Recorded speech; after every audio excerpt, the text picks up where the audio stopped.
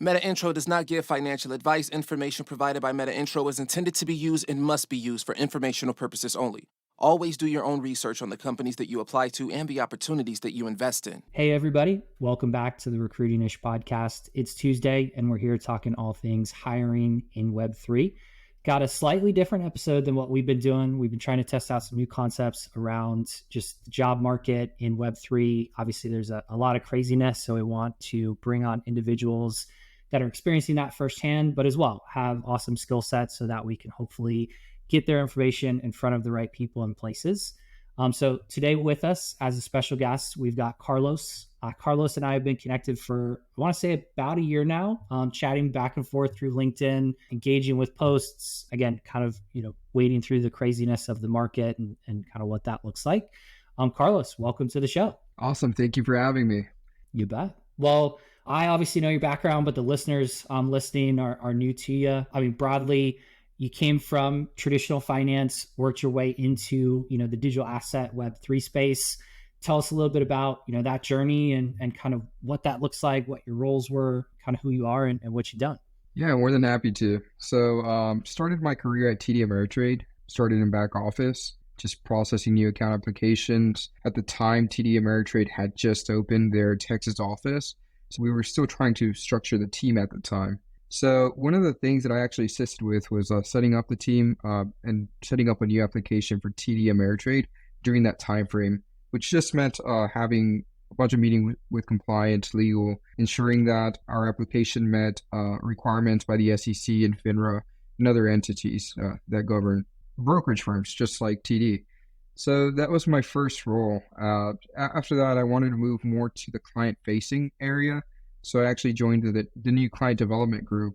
During that time, I actually took calls and would onboard new clients, more of a sales structure, but very client-oriented. The goal wasn't to really cross-sell any products. It was mainly to onboard and ensure that clients had a great understanding of our platforms and what it was that we were actually offering. So that was one of the roles that got me to the next stepping stone, which is Fidelity Investments.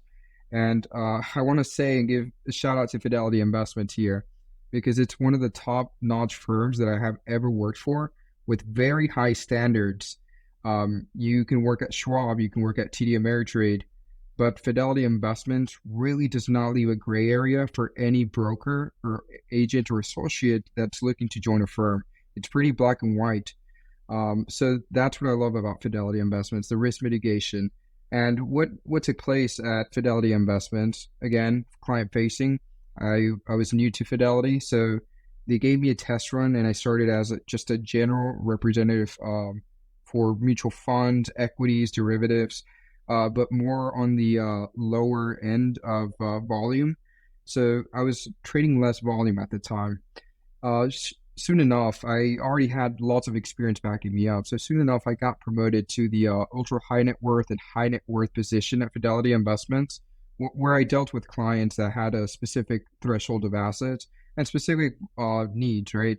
Someone who has a couple $1 million under their belt is definitely going to have different needs and suitability than someone who's trading $100 a week. It's just reality. So we had to go ahead and ensure that every client was taken care of and people really understood the situation. So that's where I came in and started assisting people with purchasing homes, placing very high volume trades. This was for mutual funds, equities, derivatives. Some of these trades could potentially move the market, right? And as I said, Fidelity Investments is so compliant. So there's a system in place to break down these trades if needed to. So I enjoyed my time there. Fidelity really gave me a glimpse of what it meant to run a high quality firm. So shortly after that, and we're going to have to backtrack to 2017. So in 2017, I actually had a project which I sold to TD Ameritrade. It was a blockchain project. It was the first time I had ever been involved in any crypto blockchain. I've heard about it previously, but it was the first time that I went hands-on crypto.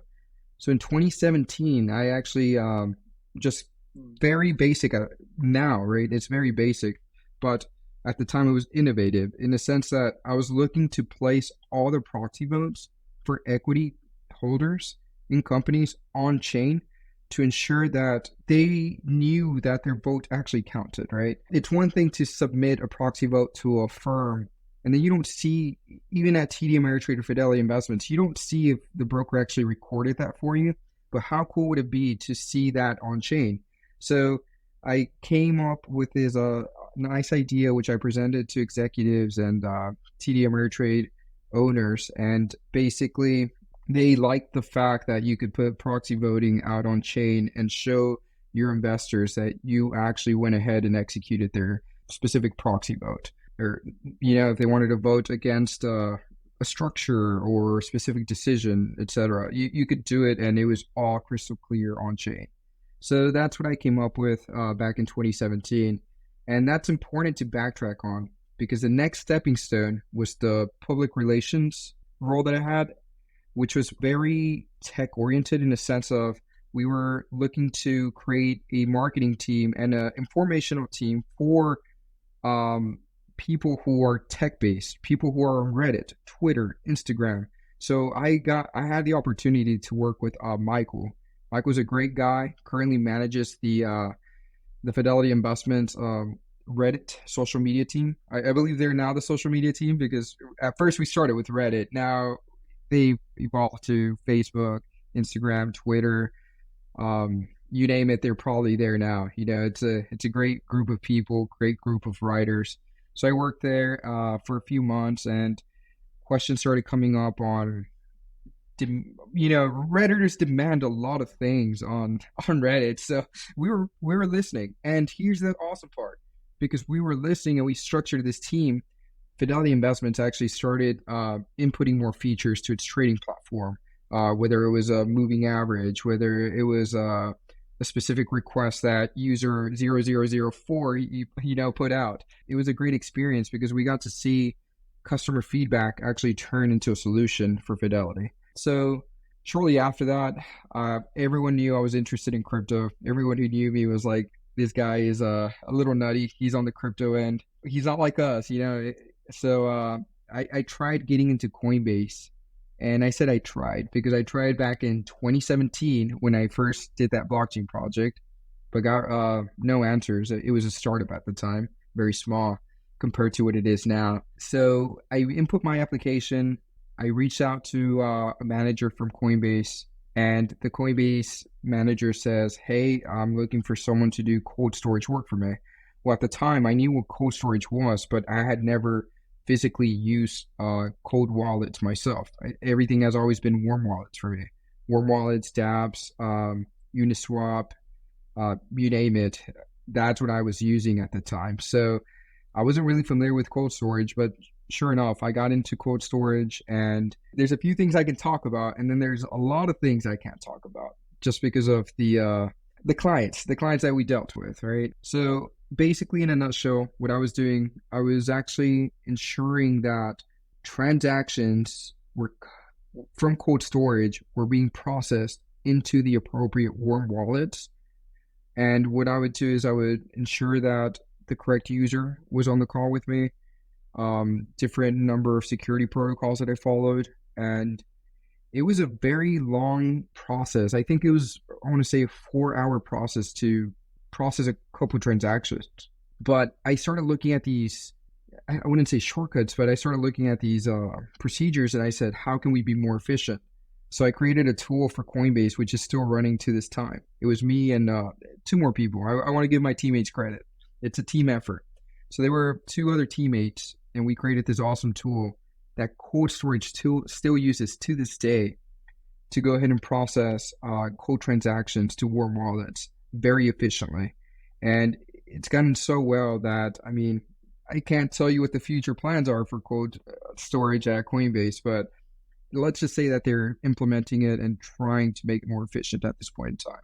That's awesome. No, I mean, in terms of backgrounds, it's always cool to connect with people, because I came from a similar path. I was agency side, but working with like traditional finance companies, some fintech when possible, worked into a credit union, and obviously a same path. Like I was dying to work at Coinbase, like checking the job boards every day, waiting for something to pop up, sending probably way too many applications and Lord knows a ton of LinkedIn messages that probably may or may not have never gotten read. I hear you on that side. And again, it's cool once, you make that first jump into your first time crypto job, because it sounds like you, probably similar to me, were spending quite a lot of time during your days and nights and weekends, while you were at TD and Fidelity on crypto. So, to finally have the opportunity to bring that into, what your job is, what you get paid for.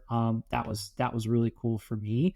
I guess, as you were looking at that transition and like getting to Coinbase, I know part of my thought was when I applied to Coinbase, again, scale very fast, but it was different from like the culture that I was used to. Like how was that experience for you? Do you have any tips for anybody coming into like the world of crypto, since it is much faster, how to kind of jump in without, getting burned out or any of these negative things that come with, some of working in crypto? Yeah, no, great question. So definitely very black and white when it comes to crypto and TradFi. So within crypto, currently the SEC is trying to figure out what crypto truly is. But crypto at the time was and continues to not being regulated, but it's a different sort of asset class. It's just reality. And we're still all trying to figure out what it is. But there's definitely a very big difference between both areas. So traditional finance, very corporate, email, slow pace. You start a project, you go through 10 different phases, and then maybe it gets implemented, maybe it just dies off, maybe other projects come up, and that's the end of the project. But at Coinbase, in the startup environment, and I know that Coinbase is listed, publicly listed, but I still believe that it is in the startup mode. And with Coinbase, everything is so quick, right? You have an idea, it's a great idea. Let's jump on board, let's try it. Did it work? Did it not work? Rather than trying to build up a case study and figure out if it's going to work for 6 months to a year. No, within 6 months, you're launching, you're implementing, and now you have a new platform, a new project, a new feature, something that's real out to the world.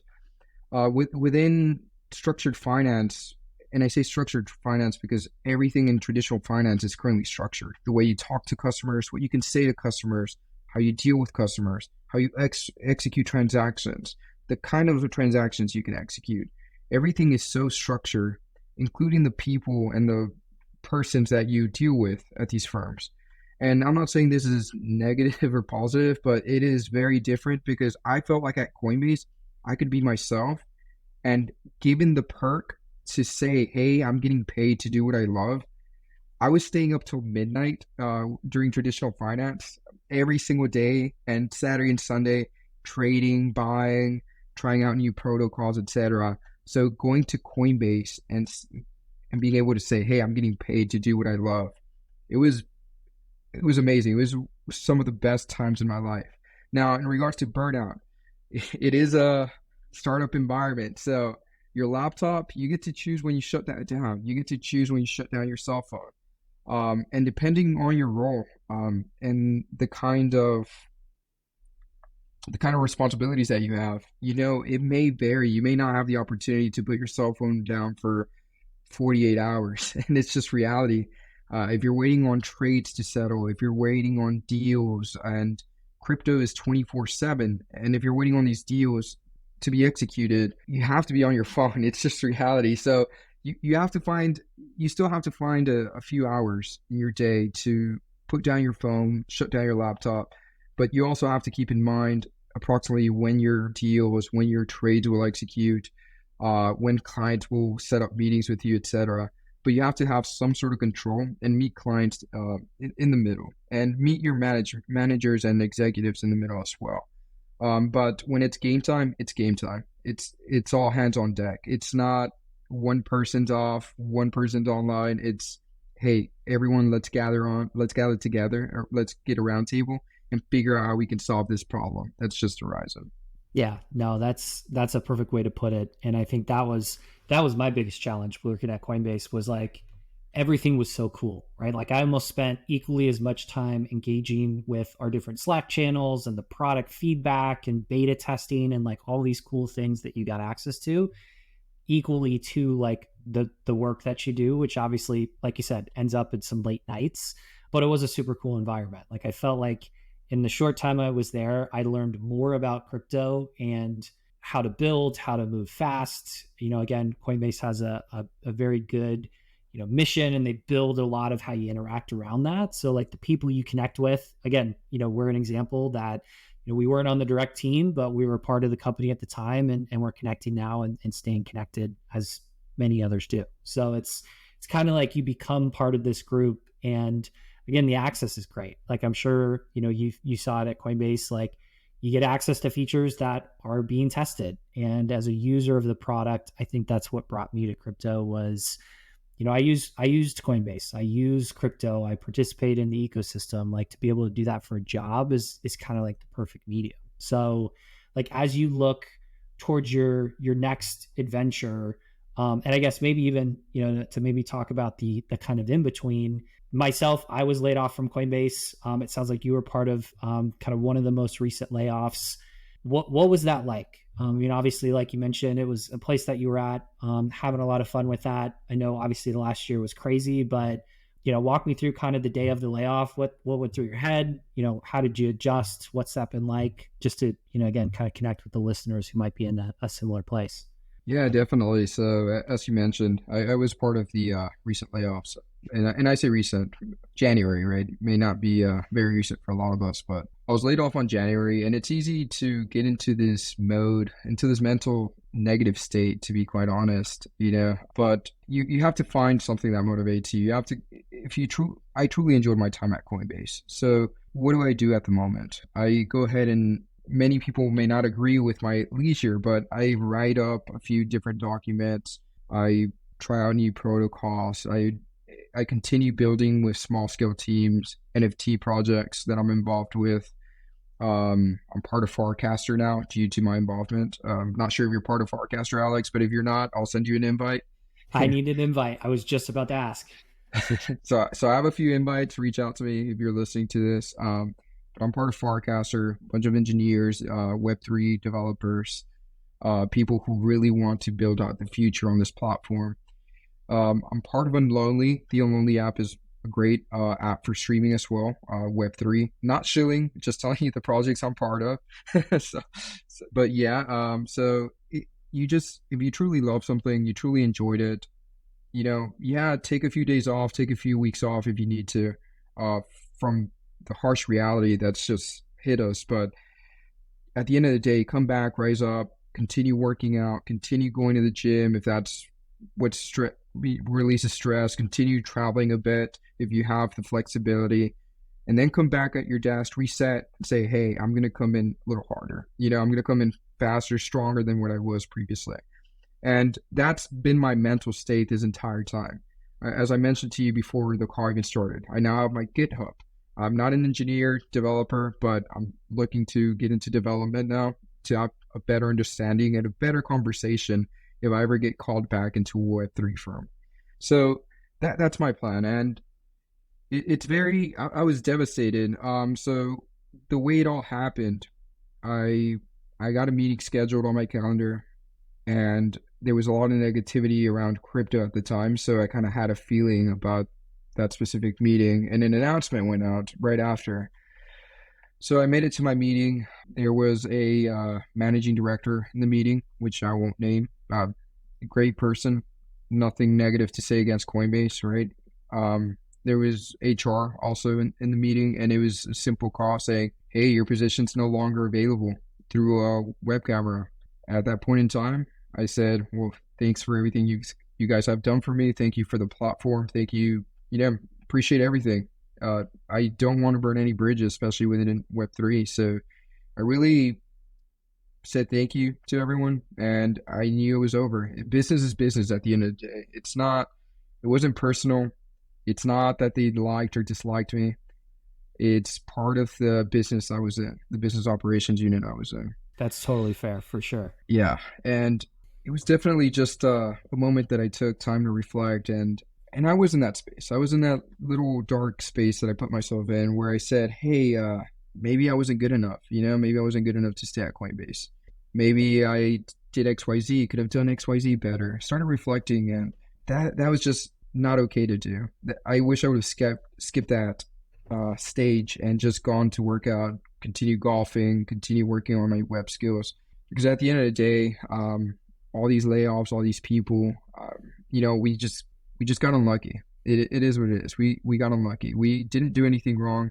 We gave up our lives, devoted our lives and times for something we truly believed in. And unfortunately, we're in a bear market at the moment. We're just in a very bearish, vicious cycle globally, market-wise, you name it. Everything is just not looking great at the moment. And that's reality. But yeah, just continue doing what you're doing. Continue moving forward. Build those skill sets that you didn't have a chance to build because you were working 8 to 17 hours a day. Start mingling, start showing up at clubs. If you have a Web3 club in your area, great. If you don't, create it, bring people into the club, and hang out on the weekends, during the weekdays, talk about crypto, talk about Web3 projects, etc. But the passion should never die. If you're truly passionate about something, that fire is always there. And that's my mentality at the moment, Alex. For sure. No, I think you hit that perfectly, right? Like the roller coaster of emotions. Start out really sad, maybe upset, questioning, but then that's what's funny about the world within digital assets and Web3 is as soon as you get past that and you see how much else is out there, it's almost like I then went through the process of like, wow, this is a blessing, right? Like I got to work for a really cool company. They took care of you on the way out. Again, business is business, but they made sure they weren't burning bridges either. And then as well, like you're kind of shocked by the community factor, which is, because you've worked with Coinbase, because you've got skills, you've built relationships, now you're getting to deploy that, like you mentioned, with different projects you are excited for that maybe you wouldn't have had the time to do in a nine to five job, or again, sometimes outside of that with Coinbase or other startups. And yeah, that's something that I'm still really blown away by. It's just like the network capacity around digital assets for people that just want to help, right? Like even if they don't have a role, but maybe they can get you in contact with somebody. I mean, that's kind of the goal with this podcast and how we've been chatting the last couple of weeks is, recruiters that are searching for someone with Carlos's background, like hit him up, right? Like this is a good way to showcase his skill set, your background outside of just like a resume and what's on LinkedIn, which is kind of where Web3 is going. But talk to me a little bit about like the job market now. Like you mentioned, it's a bear market. It's tough macro. It's tough in tech and especially in crypto. What's it been like, and what's your experience recently, like looking for that next, Coinbase or next job within a similar company? Yeah, no, great question. So as you stated, the Web3 community is not just state or city, it's global. So with that said, I've had people from around the world, Singapore, Europe, you name it. People have just messaged me saying, hey, if I hear something, if I see a job posting, something that aligns with your background, I'll go ahead and send it your way. And with that said, that support is amazing. Unfortunately, reality is that, as you stated, job markets are not very hot right now for us. There's too many of us out there with no jobs and too little jobs. So I just personally, I'll put it out there. I'm probably at around 1,000 apps plus at the moment. And I've had maybe 6 interviews, and these are with Web3 firms. And what takes place is I go through a few stages with these firms and I get ghosted, or I don't receive a follow-up email. I don't receive a denial either. Or I receive emails just automated saying, hey, this position is no longer available 2 days after being interviewed for the position. So it's a little stressful. I also understand that firms don't want to come out to the light and say, hey, we're looking weak, right? It's just reality. Again, it's business. No one wants to come out and say, hey, we're having a hiring freeze. We're not hiring. These positions are no longer available. because it just sends it just starts a fire within the internal office for employees, and morale just goes down the drain. So I totally understand it. It's business. But I would really appreciate if companies were clear on the fact that, hey, we're posting a couple of jobs, but we're not actually hiring. And this is just for looks. Because there's been a couple of those. And I don't want to name any firms specifically, but I've applied to firms with job openings. And then my internal friends will come out and message me directly and say, hey, I'm not sure why they have the postings on, but we're either reducing our team or we're having a hiring freeze. So I get a lot of that, and that's the reality at the moment. Another reality is there's a lot of scammers out there. They have pretty decent websites, I want to say. So you upload your resume, you give them your information, and then they won't stop calling you. Currently, I have somebody calling me from India. I applied for a bank, and turns out the website was not a legit website, but since I'm limited throughout my day and what I can do efficiency-wise, I went ahead and applied, and I guess I overlooked the website. And there's a lot of that going on, but that's currently where I'm at the moment in that specific area. Well, I hate to hear that on the ghosting side. I think that is by far, I mean, there's a lot of problems, I will say, that can come up in a hiring process, but that is one of the easier ones to avoid from either individual recruiter, a team, or just like a company process. I think, the flip side to that, to play devil's advocate on the companies, is with how many people apply. I mean, like, I see these recs go up, and within 24 hours, there's like 1,000 applications. So like, I get, time is of essence. Obviously, they're probably limited on staff, but still, like, some communication is absolutely needed. Even like you said, if it's just, hey, it's not a fit, let's stay in touch. Like, at least you can close the loop, especially if it's a job you're interested in. But when you're, kind of looking through the job market, I think one of the hardest parts right now of like Web3 hiring is a lot of it goes on kind of behind the scenes, right? Like, LinkedIn is obviously a place you can apply. There's Indeed, there's, Monster, all these different job sites, but like the cool startup companies or VC funded companies don't post, right? So like, have you found a way to maybe navigate into those areas, or are you finding any success with maybe some of that networking getting you to, these maybe undiscovered places? Talk to me a little bit about kind of maybe, going outside of the box on some of those searches. Yeah, no, great question. So you may have to correct me on this. Was it SVB Bank that failed most recently? One of them. There was quite a few, but they're probably the most startup related, probably one of the most well known recently. That's fallen, unfortunately. Understood. And the reason I bring that up is because prior to the fall of that specific bank, it was very easy to have conversations with all these tech startups and Web3 companies. I was actually going to onboard a company a day prior. I had an interview with the founder of a company, of a Web3 company. And they're like, yeah, we're going to bring you on board. Well, the next day their bank shuts down, right? So they start having issues. And they're like, yeah, we're actually financing everything through this bank. So we're trying to figure out what's going on now. Pause. Never hear from them again. They're trying to put out a fire. I get it. But I want to say that it was much easier previous to the bank failures to have these conversations with a bunch of companies. Now, you do mention that there is almost a club-like organization that happens in the background, right?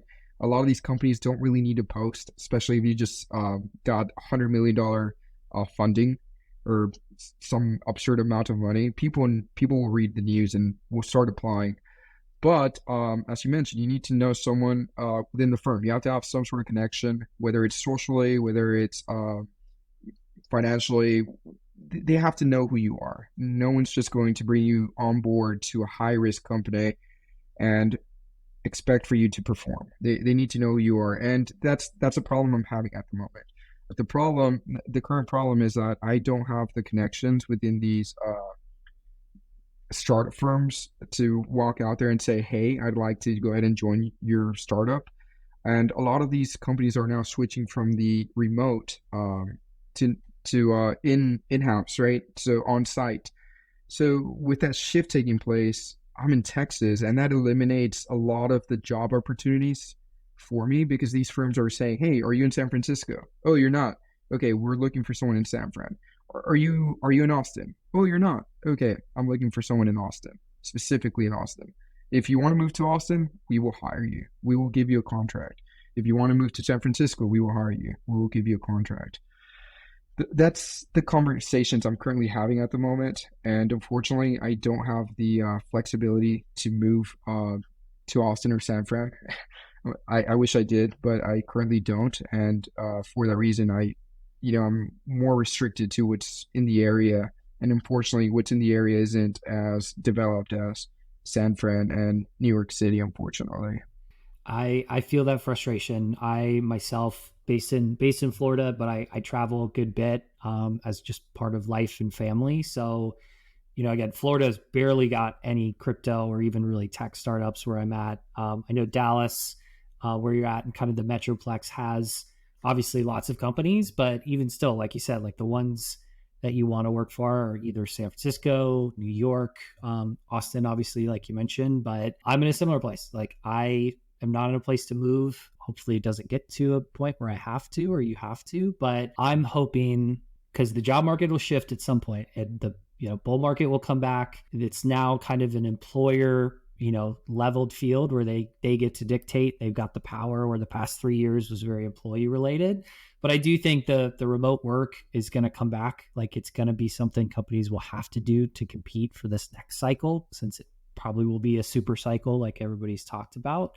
And as well, I mean, like from remote life, especially at Coinbase, like once you get into that and, tell me about your experience, maybe, I don't know if I want to go back, right? Like the remote flexibility, what you can do, what you can take on. And again, just the balance is provided has been awesome. But I don't know. I still like going into an office. So I think it's kind of that weird period, right? Which is like, what's the best, what gets me the farthest, and what's the most competitive. But like, what's kind of your thoughts about that? It sounds like you're open, ideally, what would you be looking for in kind of your next role, either from setup, obviously the scope, or do you have like top companies that you're looking for that maybe if you do want to name, we can tag them. We can make sure we can maybe get this podcast to them so they can see your experience. Tell us a little bit about what you're looking for. Yeah, definitely. So I think Coinbase found the formula, right? Coinbase allowed you to be fully remote, but we still had those meetings, those offsites. Specific work had to be discussed within the office or person-to-person meetings just because of the nature, sensitivity of what I was working on at the time. And I understand that factor as well. But I feel like if you're processing or if you're simply just initiating transactions and you truly don't need to see your colleague face to face, there's no reason for you to go into the office. As you mentioned, though, I still like meeting the team, getting to know the team. People act very different than they do on a Zoom call or a Google call when you're in person having a drink, in a nice city or a restaurant. It's just a much different atmosphere. People let loose and their true self comes out. So it's really nice to build that bond and friendship, something that I built a lot with a lot of my Coinbase colleagues. So shout out to all of them that are still there. One of the things that I will say is I think employers need to not look at work from home as you either work from home or you're hybrid or remote. I think each business unit needs to take a deeper look and say, hey, we need employees to come in on these specific days for these valid reasons, not just because I want them to show up to the office, but because I believe that we need to discuss very sensitive matters on XYZ days. So the outcome on Monday is a much better outcome. Yeah, I think each business unit really needs to reflect on that and not just say, oh, okay, this is fully remote. Because, I mean, if we look at fully remote positions are amazing. They offer flexibility, but they're not always fully remote. At the end of the day, I'm sure you met a couple of your colleagues from Coinbase. I met many colleagues from Coinbase. I met managers, etc., in person. So even those offsites, right? Those offsites it's still work at the end of the day. It's still socializing. It's still sharing ideas, collaborating, fixing problems live. If something comes up during a happy hour that you're having with your colleagues, you flip your laptop on in a startup environment and you get to work on it. It's just reality. So with that said, I'm open to a hybrid model. I'm open to working from home. I've applied to so many companies that I'm not truly sure which companies are at the top, bottom now. Unfortunately, the companies that I thought were at the top are no longer there in regards to structure and hiring. So with that said, I don't have specific shout outs to give to specific firms, but I do understand that it's a very congested application process at the moment, and I get that. And for that reason, I'm a logical thinker. I know that the world doesn't revolve around me, it doesn't revolve around the companies, but we're people and we're all trying to survive. And that's the number of applications that you see. But something I do want to ask recruiters is to simply just every app that comes in, just you don't have to review it, but just realize that it's a life, it's a family, it's a future, and it's somebody's well-being. Recruiters have no idea how much of a pathway this person has left financially. If they can't pay their bills next month, if they can't pay their bills next week, next day, etc. And I applaud everybody who's out on the market right now searching, and myself, not giving up and continuing being persistent even during times of very little hope, unfortunately.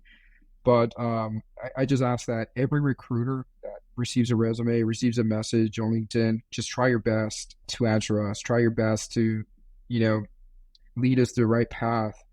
If you don't think we're a great fit for this opportunity, give us XYZ. Obviously we're doing our research at the moment. That's all we can do at this point in time. So it's a family, it's a salary, it's a livelihood. So with that said, that's all I ask for. But at this point in time, if anyone wants to reach out to me, feel free to reach out. I'll put my email address attached to this if possible, or I'll send it to Alex. Alex has my contact. But yeah, it's been very tiring to fill out these apps. I stay up till midnight sometimes filling these apps up. A new job will come up. LinkedIn will say, "Hey, new job opportunity," at midnight. So I roll out of my bed, flip my laptop open, and apply on the spot. Yep. I've been there too, in between, where it's a job, just finding another job, like you mentioned. And even with how competitive it's got, it just never stops. Right. So I think, I'll call it out too on the recruiting side. Like, hey, like you said, it's not just a resume, it's somebody behind that. There's a family, a life behind that too. So anything helps, right? Like, I think the transparency is always important in a hiring and recruiting process. I think it's even more important during a bear market hiring, where, don't be one of those companies or hiring managers or recruiters that is not transparent about, is this remote? Is this on site? How many days on site? What does growth look like? I know a lot of companies right now I've seen, tried to negotiate harder on things like salary, or, just different parts with equity or bonus. So again, it's not an opportunity for companies to, diminish the quality of work. They still should be paying market. They still should be being transparent, even if not the work, right? Like, I think the attention's on these companies to do it. So yeah, I'm calling that out too. It's something that, if you're listening as a recruiter, like, again, it's with, good intentions. We say that. We hope everybody, does it for the right way. And then again, I think it provides just a better experience. But we absolutely, if you're watching this on YouTube, as well as after the show, we'll post all of this on Twitter, Discord. We'll get it on LinkedIn. We'll have all your information, Carlos, in terms of, your information you want to share, so that people can reach you. And again, if you're listening and are somebody at a firm in crypto and traditional finance, it sounds like Carlos is open to a few different areas of just interesting projects. Give him a shout. Or even if you're not, if you know somebody, let's leverage that network. Let's leverage those connections to help somebody that's contributed to the ecosystem, find that new place. But Carlos, I'll leave you with the last word if there's anything you want to say before we close up shop on this episode. Yeah, no, Alex, just want to say thank you. It's my first time here with you. Great host, great person. genuinely amazing Coinbase colleague and person that I've come across. So thank you so much, Alex. Do appreciate it. And we'll talk to you soon. Absolutely, man. Yeah, I'm hoping really soon I hear some good news, and then we could do a follow-up episode where you can talk about, again, this new opportunity that you're going to be in. I'm excited to see where it goes as well. Like, I really like that you've been an advocate for others. I've seen you engage on LinkedIn, share opportunities. It's, the ex Coinbase family runs strong. So it's always, good to connect with someone from that, and excited to see where that goes. But thank you to all that joined to listen to this episode of Recruiting Ish. Make sure to like and subscribe on all major podcast platforms, as well as if you want to watch us with the visual, we do post on YouTube, as well as TikTok Shorts for any of the short form viewers out there. But we'll see you next Tuesday. See ya.